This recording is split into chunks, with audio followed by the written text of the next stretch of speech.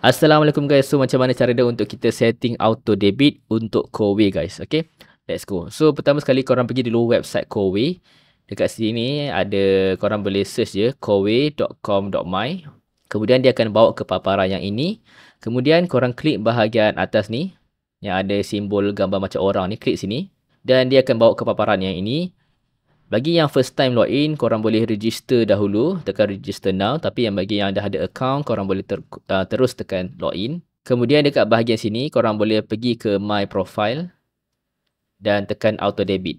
Okay, untuk pengetahuan korang, so waktu mula-mula korang register Kowe tu, diorang dah minta kan korang punya maklumat kad debit ataupun kad kredit untuk auto tolak lah, auto deduct untuk auto debit lah untuk Kowe. Tapi let's say lah kalau kad korang tiba-tiba ada problem. So nombor tu dah berubah kan. So cara nak ubah dia adalah macam ni lah. So kalau korang tengok dekat bahagian sini, dia dah tulis dah payment method dekat bahagian sini. So let's say lah ini nombor lama. So kita nak tukar baru adalah dengan kita pergi dekat bahagian bawah ni. Dia tulis apply auto debit, credit ataupun debit card only. Okay. Okay, kemudian dekat bahagian sini, korang boleh select dulu produk korang. Kalau korang ada satu je produk, ada satu, dia akan keluar satu je lah. Tapi kalau korang ada banyak produk, dia akan keluar semuanya dekat sini.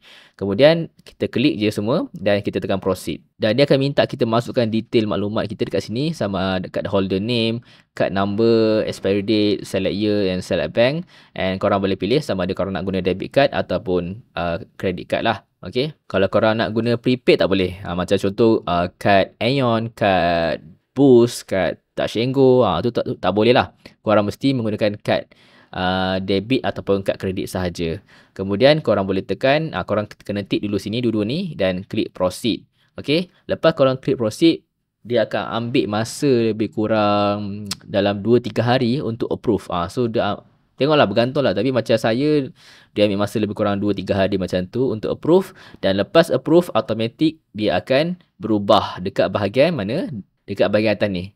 Payment method dia akan berubah dah nombor baru. Sebelum ni nombor lama, lepas dia dah update, dia akan berubahlah nombor yang ini. So lepas ni dia akan auto deduct daripada kad yang baru sahaja. Okay.